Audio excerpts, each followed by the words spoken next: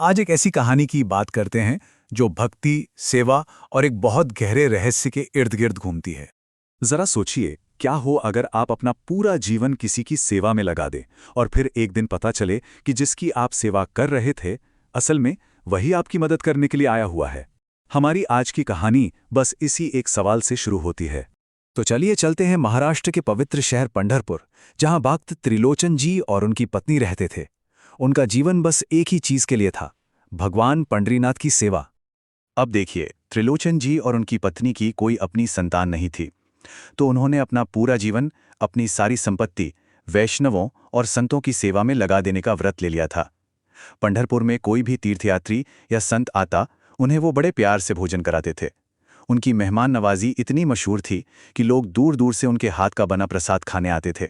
लेकिन जैसा होता है, समय किसी के लिए नहीं रुकता, और जैसे जैसे उनकी उम्र बढ़ी, उनकी इस प्यारी सी सेवा में एक बहुत बड़ी मुश्किल खड़ी हो गई।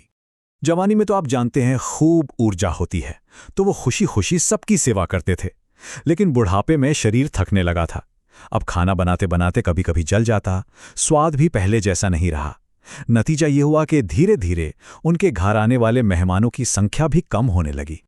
अपनी सेवा को इस तरह बिखरते देख त्रिलोचन जी से रहा नहीं गया, तो उन्होंने क्या किया, एक बहुत सीधा साधा उपाय सोचा। उन्होंने अपने घर के बाहर एक तख्ती लगा दी जिस पर लिखा था, संतों की सेवा के लिए एक सेवक चाहिए। ये एक साधारण सी गुहार थी, लेकिन इसका जवाब बहुत ही असाधारण मिलने वाला था। और फिर मानो जैसे किसी ने उनकी पुकार सुन ली हो, उनकी मदद के लिए एक बड़ा ही रहस्यमयी लड़का आ पहुंचा। उस लड़के ने अपना नाम भी बड़ा अजीब बताया, अंतर्यामी। एक ऐसा नाम जिसमें ही एक गहरा राज छिपा था। जानते हैं अंतर्यामी का मतलब क्या होता है? वो जो हर किसी के दिल की बात जानता हो। ये कोई आम लड़का तो बिल्कुल नहीं था।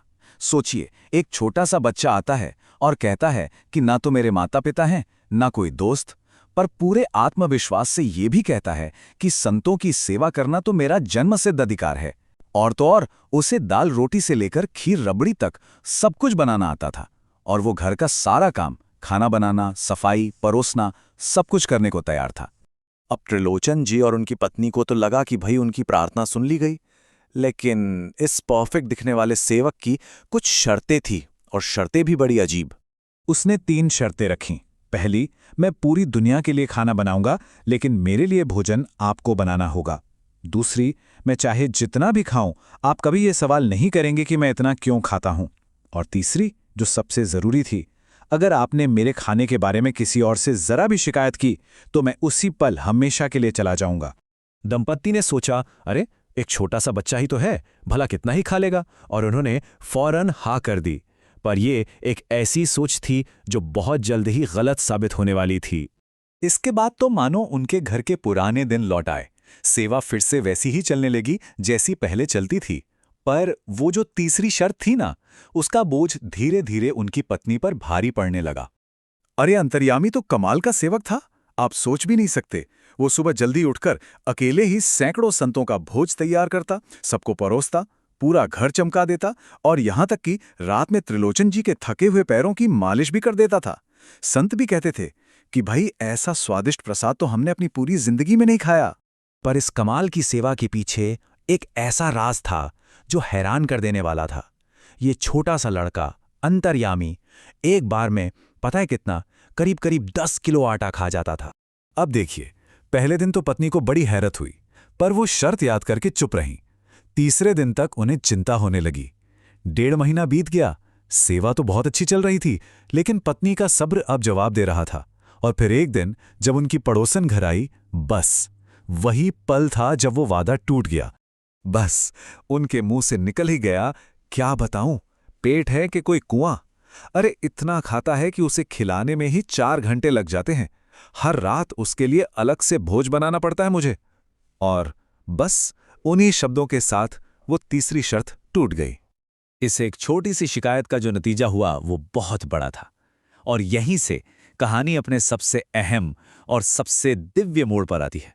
उस शाम अंतर्यामी घर पर नहीं था। जैसा उसने कहा था, वो गायब हो चुका था।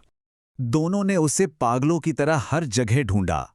जब समझ आया कि क्या हुआ है, कि वादा टूट चुका है, तो वो भागे भागे सीधे भगवान पंडरीनाथ के मंदिर पहुंचे और वहां जाकर भगवान के चरणों में गिरकर रोने लगे।